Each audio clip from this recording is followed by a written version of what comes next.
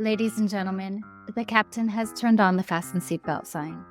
If you haven't already done so, please make sure the volume of this podcast is set perfectly to your listening enjoyment. Please take your seat, whether that's on the treadmill, car, sofa, or bed, and buckle in for the last trip. My name is Jamie Beebe, and I'll be your tour guide, recreating someone's last days in paradise. On behalf of myself and everyone behind the scenes, please enjoy the Last Trip podcast. And because nobody likes a long flight to get to where they want to be, let's prepare for takeoff. On March 20th, 2024, we released episode 19, The Case of Jason Cortez. In that episode, I walked you through the timeline of events and shared the details investigators made public.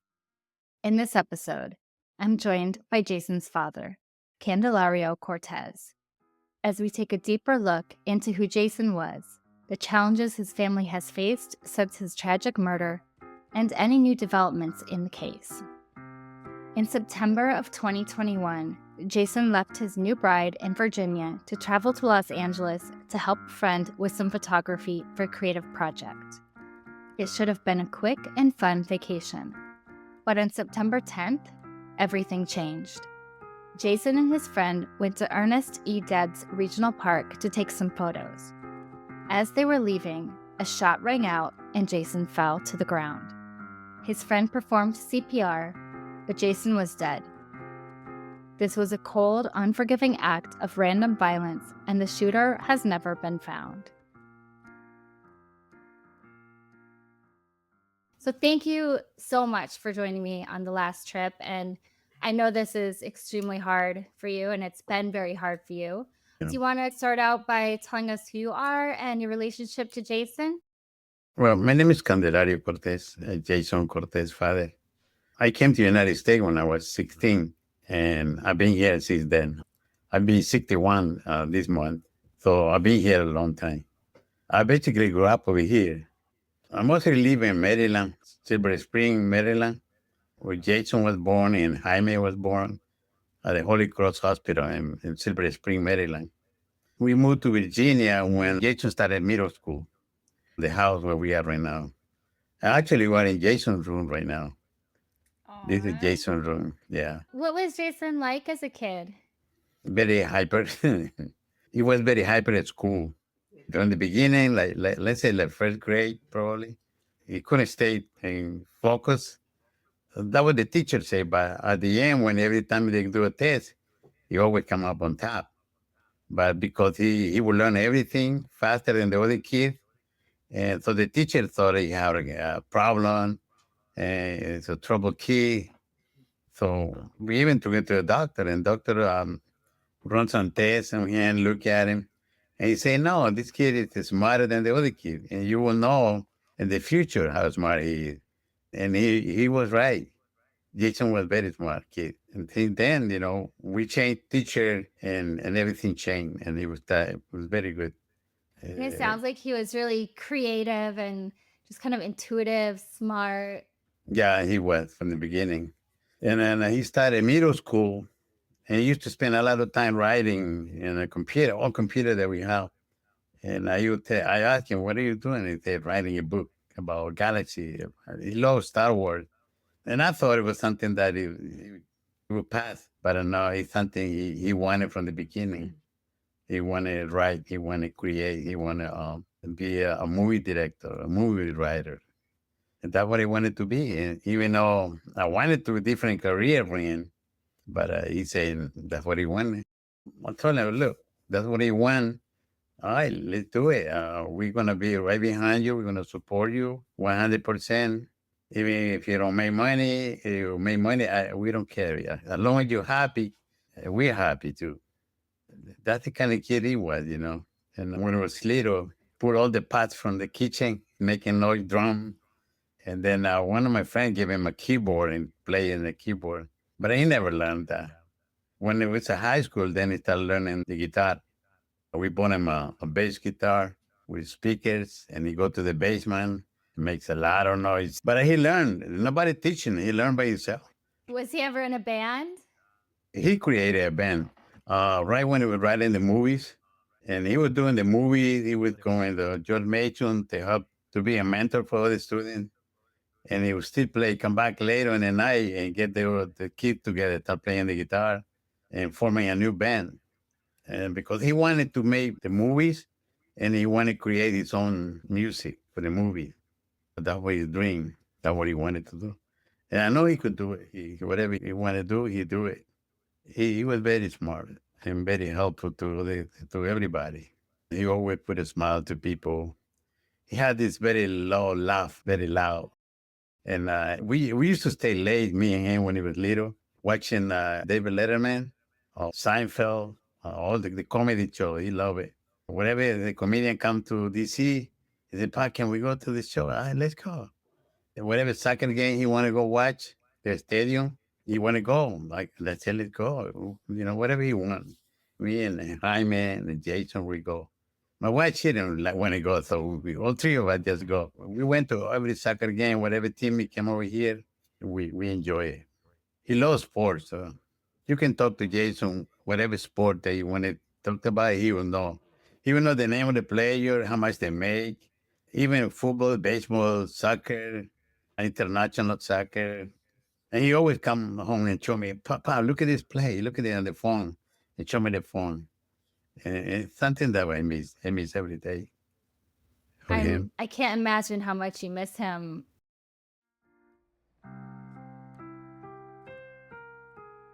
What were his plans after high school? Making a movie, that's what he wanted. Making movies, that's all he wanted. That was his dream. He always had a camera on him all the time. We bought him a camera, and whatever camera he wanted, we buy for him. Whatever he needed, because we told him we're supporting whatever he wanted. So he always had a camera on him. I got one of his friends that is he liked to sing rap music. So he go outside in the park and he would be recording his friends singing. And whenever his friend go to the rap battle at a restaurant, and he'll go and record him all the time. Do you keep in touch with his friends?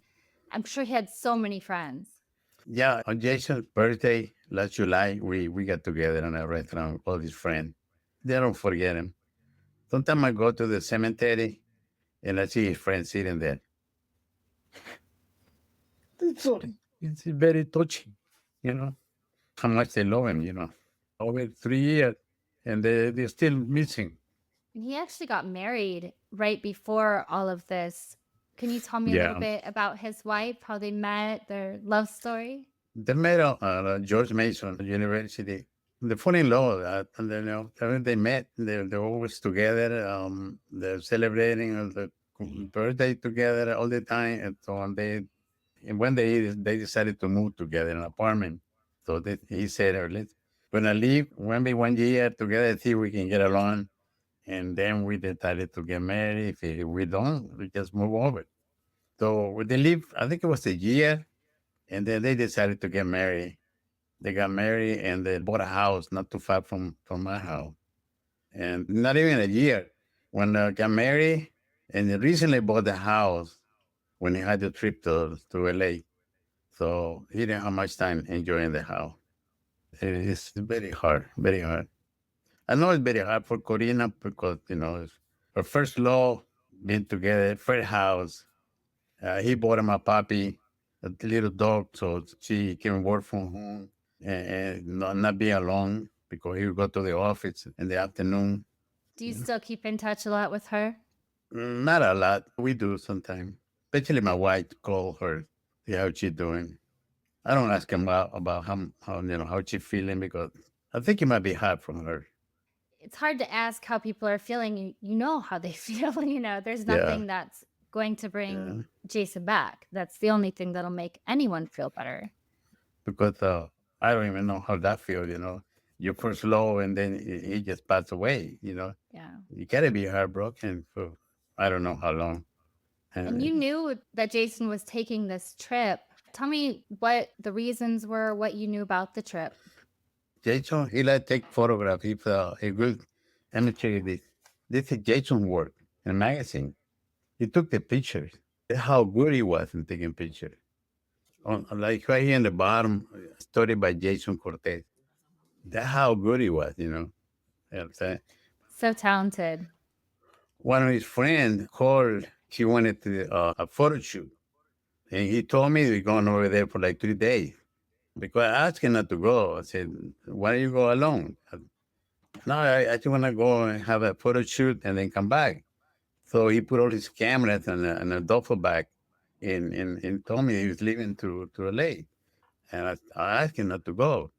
He'd been there before, but I went to a bunch of friends. Back then, I didn't know how bad the homelessness and people in Los Angeles was. I didn't know how bad. I thought it was a nice city, like I didn't know how bad it was. If I would have known, I would have said no, don't go. But he always listened to us. Right? He didn't care that if he got married, anybody, whatever his mother or father say, he would obey. That's how he was. So he told me, Pop, I'll be back in 3 days. I will just go through there, do a photo shoot, and come back. And I asked him, please make sure you don't go any place alone. Just make sure you got people with you. He said, yeah, okay, I'll do that. So he went there on September 9. He called me from the airport, from LAX. He said, Pop, I'm already here. He said, my friend going to pick me up. And I told him that, be careful, son. He said, Pop, I love you. And I said, I love you, son.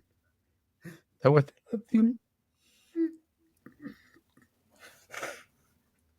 that was the last word I heard. That was the last word I heard from him. And on Friday, the 10th, that we got the bad news. Corina came to the house and knocking on the door very hard. We knew something wrong when she was knocking on the door very hard and screaming. And we knew that something wrong happened. And we got the bad news.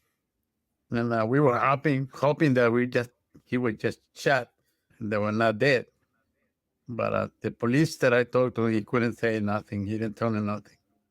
He said, no, I asked him, is my son dead or he just been shot? He said, I can tell you.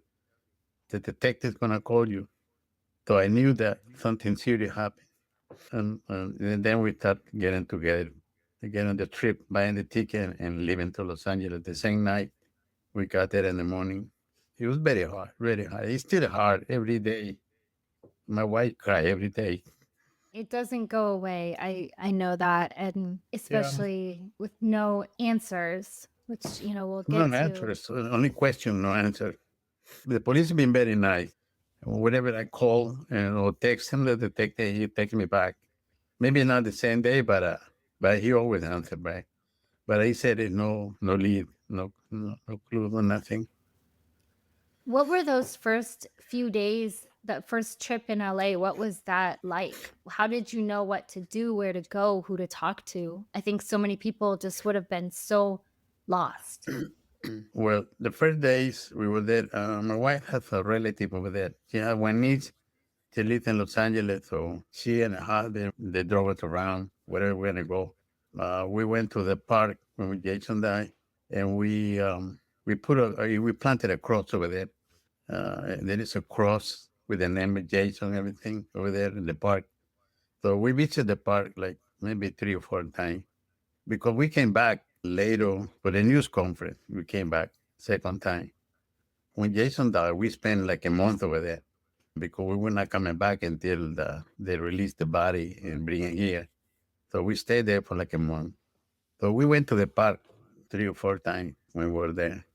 But it was very painful being there because that's the last place where he was. Very, very hard.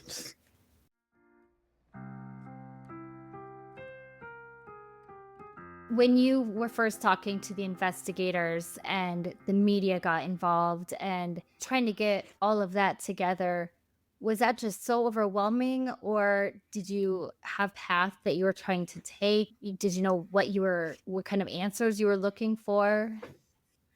When I went to the interview, the press conference, I asked for the people of Los Angeles help. That's what I needed. And I needed the media to put in the news. But I didn't know how much cover they put on the news. When we came back here to Virginia, only one channel gave us a lot of time in the news.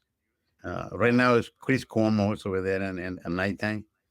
But back then was I forgot her name. But she sent a TV crew to the house, and she threw a long interview with us, a live TV. That was the only channel that really cared. That I think it cared more than the rest of the channel. Like in DC, only one channel give us a call, but only talk about him like for like 10 seconds maybe, and that's not enough. Right now, we need something to go in the news and retake the story, before so that Yeah, people don't forget about it. the more we can keep him in the news, in the media, in social media, the better chance we have of finding who did this. Has it been really difficult keeping his name in the news? Yeah, very hard. And nobody's talking about it because there's so many things happening every day. For them, it's just something that happened one day and that's it. Only if you're like a movie star or if you're a millionaire, maybe they will talk about it. But, another Spanish family, they don't care. For the Just, news, it's a one time thing. For you, it's something that you have to live with every yeah, second of every day. yeah. What about the investigators? Do they regularly keep you updated? Do you think they're still working on this case actively? I hope they do. Not too long ago, like a week ago, I talked to the detective and he said nothing new. I asked him if the case just gonna be forgotten. He said, "No, I promise you that." That's what he told me. That it's never gonna be forgotten. They're gonna keep digging, looking for clues. But it's very hard. I'm hoping, one day, because when you believe in God, you think God is gonna put the things right. And we really want some peace. We want to find out who did it and why he did it, because he took away some, not just one person, it was somebody very important for the family, for the friends, for the university, because they missing so much over there.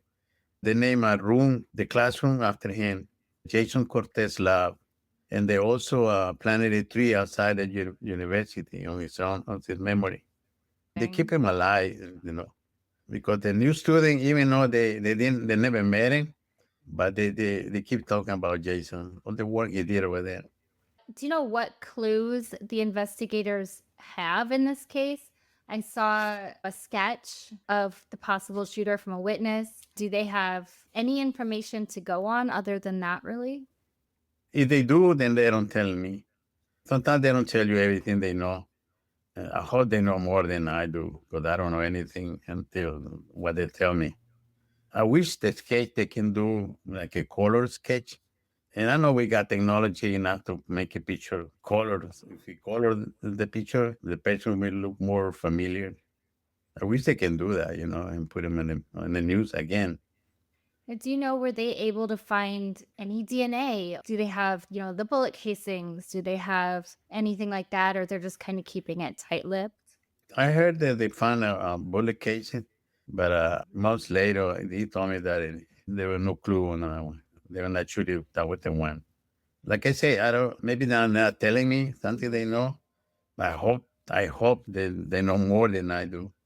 I hope. A lot of times they need to keep certain information closed so that they can apprehend the suspect if they have Yeah. those leads. Did they give you any idea of a motive? No, they say it's a senseless crime. They don't know. They have no clue. The guy was hiding in the bushes and took one shot. That's all he took. One shot. That's it. And I don't have a clue why Jason was there either, because I asked the detective, why don't you question the girl that took him there? Why she took him there? That she had a boyfriend or lover or something, maybe jealous. And he say, we look into that, but I don't know if they did or they still checking her. Because Jason was there with this person. Were you able to talk to her at all? I didn't want to talk to her. No, I didn't want to talk to her because I think I'm gonna get angry, even though maybe she don't know anything. But I had a lot of questions for her. But I asked the detective to go through everything. I asked her why she went there. Who told her to go there? Did she have a boyfriend or lover or ex-boyfriend? We don't know. Maybe the guy got jealous or something. Everything is possible. There is definitely random acts of violence, especially in Los Yeah. Angeles. We've seen it over and over. Do you think it was something along those lines, or are you leaning more towards somebody knowing that Jason would be there? No, I think it was random because I don't think from one, like 3 days, nobody knew Jason was going over there for his wife and mom and dad. That's the people that knew he was going over there, and their friend was there. I don't think anybody can plan something and be there at exact time. I think that would take time to do that. I think. I Yeah. don't know. I'm not an expert, but I would think it take more time. If they were scouting to take photos and things like that, that is a beautiful place where a lot of people take photos, shoot film. There's a lot of things like that that go on there.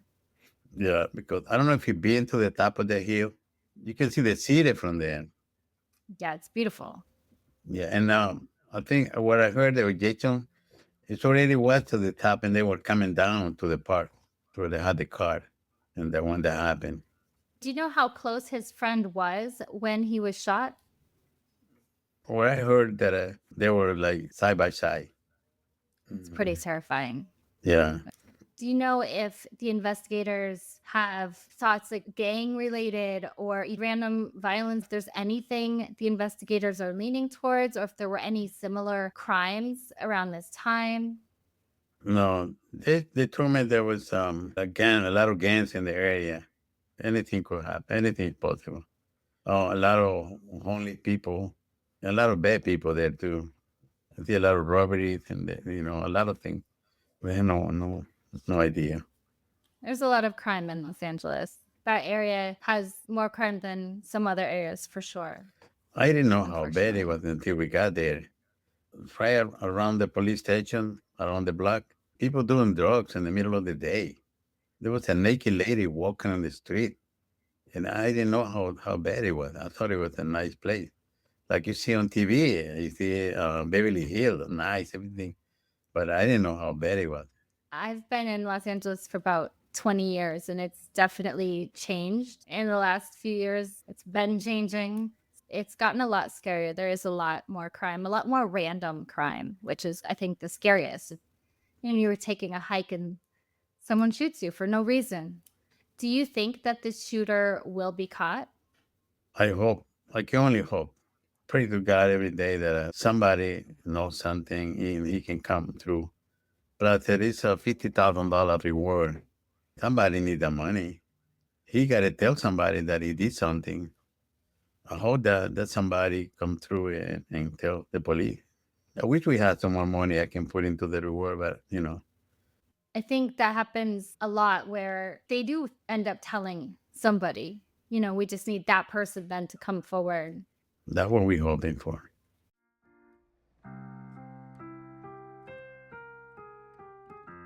If the shooter was caught and you had the chance to ask them anything, or if they're listening and you have the chance to say something to them, what would you say? I think I will ask him why he did it. That's the question I would have. Why he did it. What he was looking for. It was no robbery. Jason had his camera on. He could have taken the camera and he had nothing taken. It was one shot and he just left. He might know he killed somebody because he saw in the news, but at the moment, I don't think he knew that Jason was dead. I know he was watching the news later in the day because what I heard that the same day there were helicopters flying around the area. They called one guy, they think it was him, but later released because it wasn't him. That's what the police told me. Pray to God every day that I don't want to die before knowing who he was. You know, I want justice for Jason. That's what we want. Do you think that getting these answers will have any difference? Would it make any type of a difference though? Jason's still gone. It's not gonna make the difference of the feeling that we have, the emptiness you have. But I think will give us some peace that now we know he's not gonna hurt nobody no more. That he's gonna be in jail for a long time. And well, right now we don't know how many people he killed. That's what I would worry about. Something like this, when he got away with it so far, who knows if he decides to go do it again? So that's what I'm hoping. He get caught so he don't hurt nobody no more. And I think that's a big reason for anyone who does know anything to come forward because this could happen again to anyone. Or anyone, yeah. Another family. That's not what I'm hoping. One day he get caught and he confess to everything so we can go on, keep living. We're still going to miss Jason, we're not going to see him again. But at least, somebody, he got justice. But it's hard. Every day is hard. What type of impact has this had on your family? I see your family, you're so close and loving, but it seems so unbelievably hard and difficult of a thing to go through. Like, how have you been able to keep going? It's very hard to explain how you keep going when you're missing every day. Like, he used to call his mom every day, every night. Even when he was on break, he was in the office. He called his mom and said, I'm on a break right now, I'm having my lunch. And when he leave the office at night, say, Mom, I'm leaving the office right now, I'm walking to my car. And because he work in downtown DC, like a couple blocks from the White House. At nighttime, it's kind of dangerous area. But he had to get out of the building and go into the parking lot. But I thought keep talking with mom on the phone every day. That was every day. The mom would not go to sleep until he talked to Jason. That we miss that every day. And day off, he come to the house, talk to me about sports. We talk about everything. Yeah, I asked him what he's writing because he always writing a movie. He was writing the next movie he gonna make. He told me he already had the music when I put into the movie. He already wrote the movie and he gave it to one of his friends to finish it, to write the end. But the movie never got made because he passed away. But there's a movie that is already on paper to be made. I think the friend's gonna make it, but they need the budget to make it. But he already wrote another movie. He used to spend time like over here and I'm sitting right now, like 2 o'clock in the morning, 3 o'clock in the morning. I wake up and look at the room and see the light, and I come to the room and say, Jason, when do you go to bed? No, no, Papa, I'm writing something. I'm okay. Go to bed. So he always writing something. He writing a movie or a script for something. He was always busy.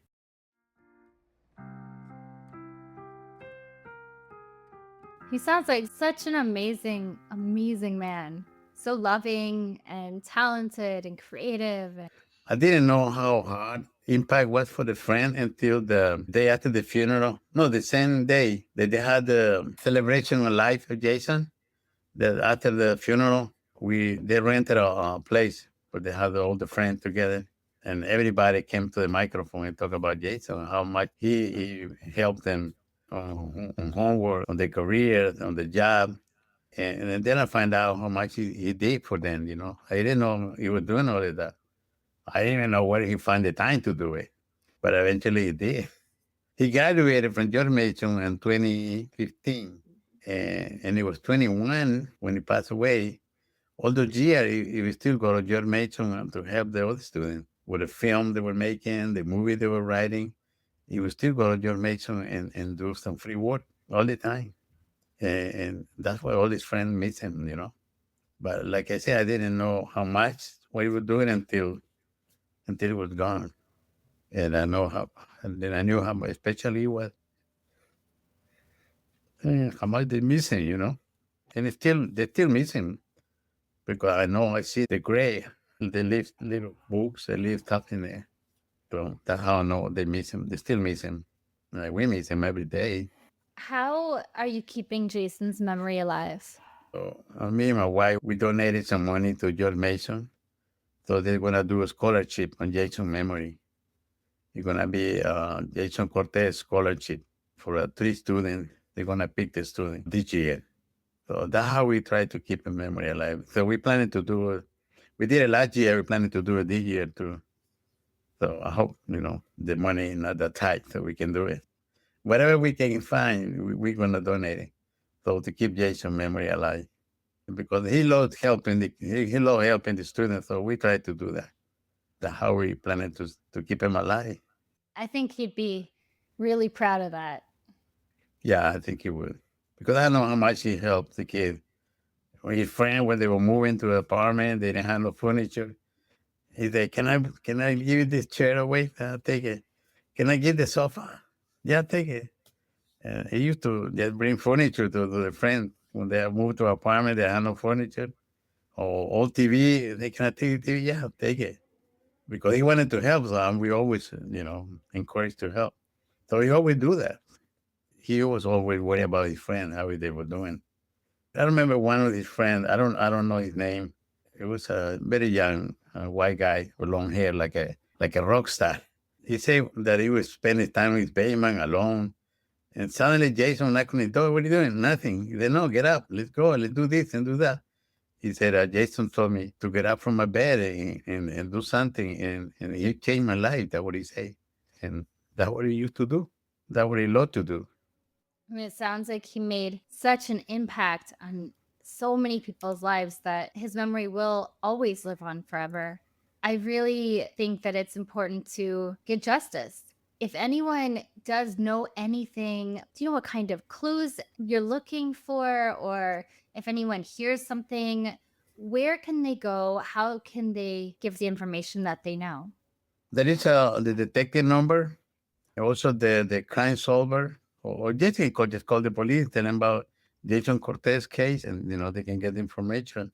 And it's a $50,000 reward they can claim. And like I said, I wish I had more money I can put in there. I wish I had $1 million I can put there for a reward because somebody knows something. That is a lot of money. If somebody out there does know, then they should come forward. There is a number I got here. It's 800-222-8477. That's the crime tip. And the detective number is 213-486-5806. That's the detective number they can call. Or they can go lacrimesolver.org and they can look at all the information in there. If anyone is looking for more information about the case or want to check out the website, what is the name of that website? It's called Celebrating Jason Cortez. And they find everything in there, all his information, the movies he wrote. They got everything in there for the university. They have information in there. And Jason website, they can find everything in there. I went to the website and I think Jason's an amazing person. I'm reading all about him and, he's somebody I definitely would have wanted to be friends with. That's what he was. He would touch people, life. He was the light of the party wherever he walk in there. Everybody like, Jason, how you doing? Everybody will talk to him. He would start dancing.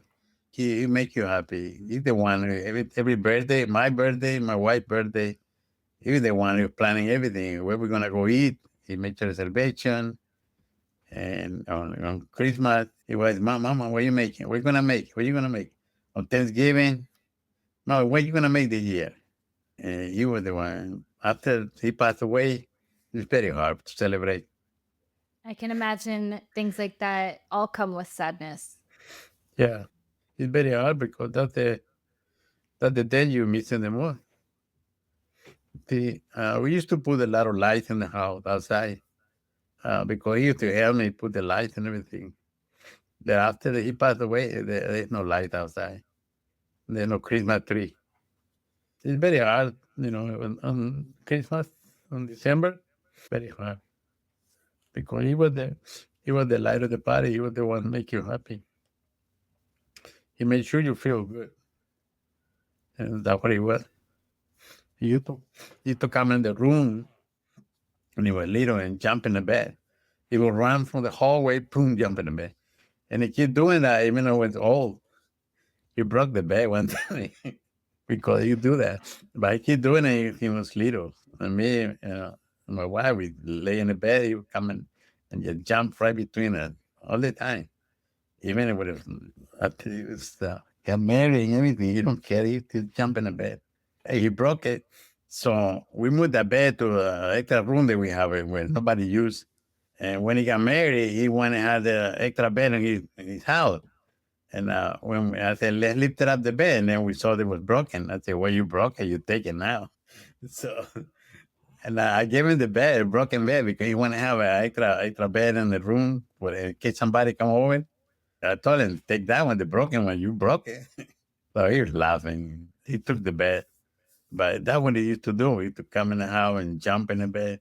When he was little and he was old, it don't matter. He would just jump in the bed. That's the way he live in impression. That's how we miss him. Every time before he leave the house, he made sure he would kiss his mom goodbye and say, "I love you, mom." And he would look for me also and give me a kiss and say, "I love you, pop." And then he would chase his brother around the house. Come here, give me some love, give me some love. They chase him around. The other one, he will run from him. He will hug him and kiss him. And he do that every time, every day. Even last time he was here in the house, he would do that. His mom was sitting on the sofa, and then he grabbed her hand and pull it up so she would stand up, and he would hug her and kiss her. That was the last time. That was the last time she hugged him.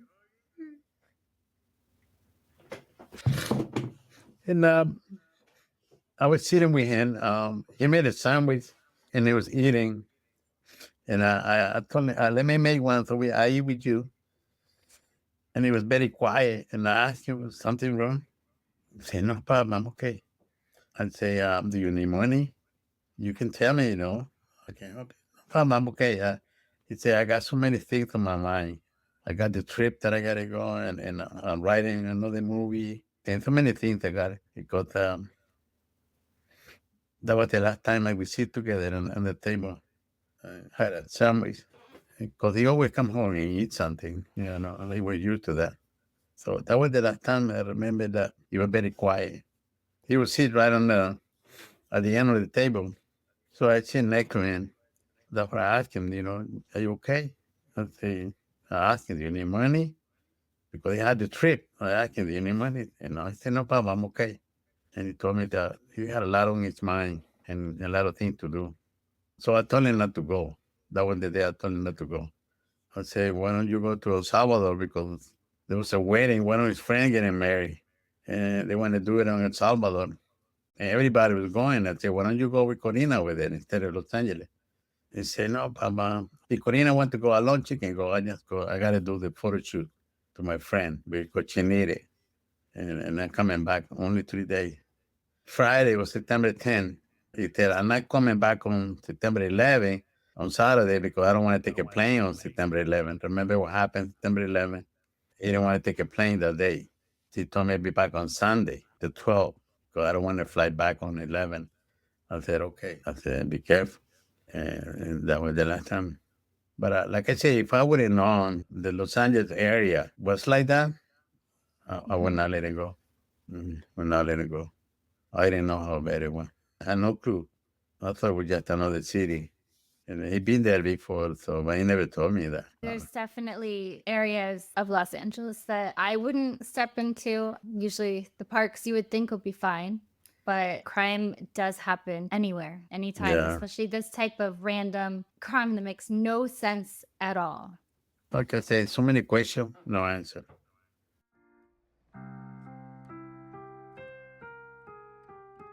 I hope by keeping his name in the media, keeping his name in social media, people knowing what happened, the more that we can do to get his name out, his story out, and who he was too, to still keep his memory alive.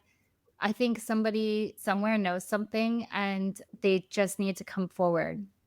I hope somebody knows something he can tell. He can call that number, tell the police that they know something. And thank you for your time. I appreciate that because very hard. I know how hard it is to talk about, and I really appreciate you telling me these awesome stories about Jason. I read so much about him. I felt like I kind of knew him. And then after speaking with you and your family, and you guys are just amazing and so welcoming and sweet. And Jason was very, very lucky to have a family like yours. Me and my wife, we've been together since I was 19 and she was 20 when we got together. I think after like 7 years, we were together when Jason was born. And from the beginning, I told my wife, stay home, not to go to work. I didn't want nothing to happen to that beautiful boy. Very proud of my son, a boy, first boy. So my wife took care of him. There was no other babysitter. And then Jaime came over after 5 years later.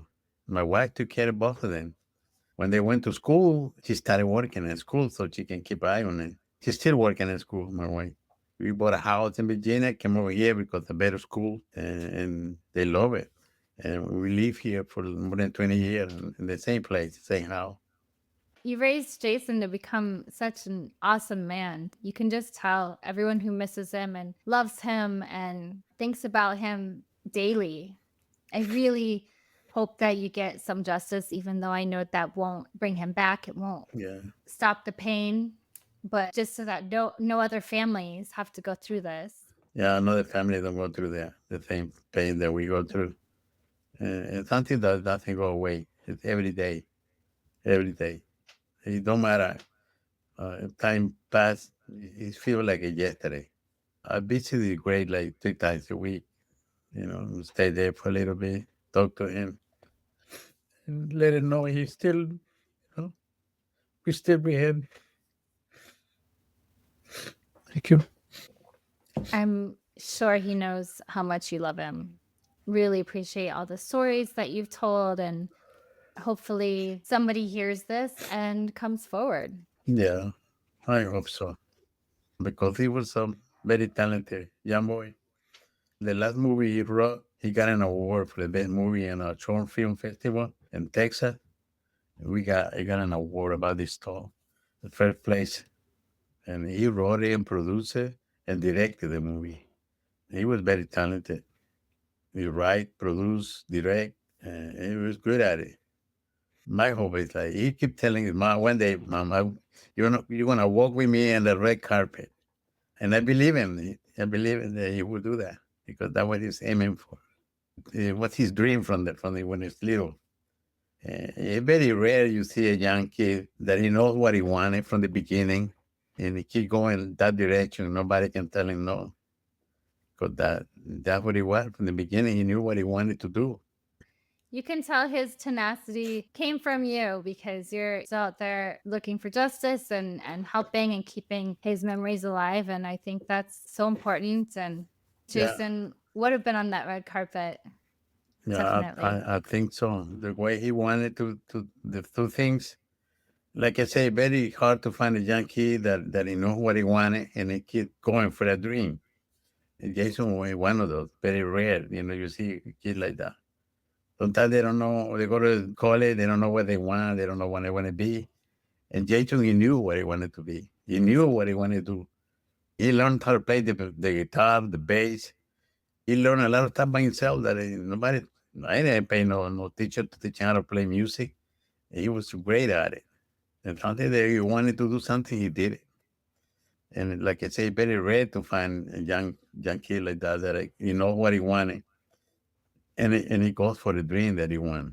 That's what is so hard when that happened to him that he cut him short. Somebody cut his dream without knowing who he was. For no reason. There's no No reasons reason. behind it. There's no Yeah. sense can be made of it. Just losing somebody as amazing as Jason. Yeah, that's the hardest part, There's so many young kids wasting their lives outside and doing drugs, partying every night, and hardworking kid doesn't go anywhere. And happened to him. It can happen to You cannot anyone. comprehend, and we don't know why and who.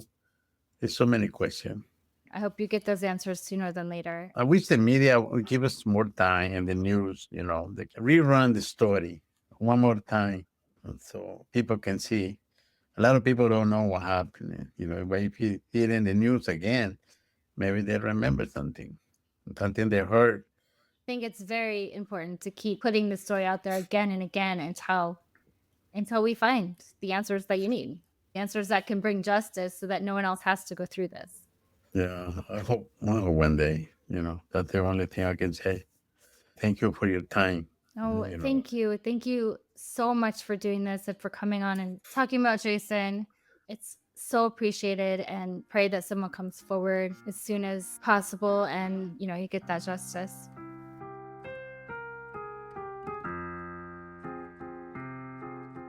And finally, remember to leave a review and rate this podcast 5 stars if you like the show, or hell, even if you don't.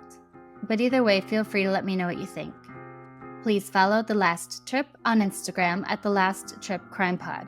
and subscribe on Patreon to support the show. You'll get extra research, videos, photos, and updates, and even learn more about my personal travels. That's patreon.com/thelasttrippodcast. I'm Jamie Beebe, bringing you your last trip and signing off until the next one. Thanks for listening.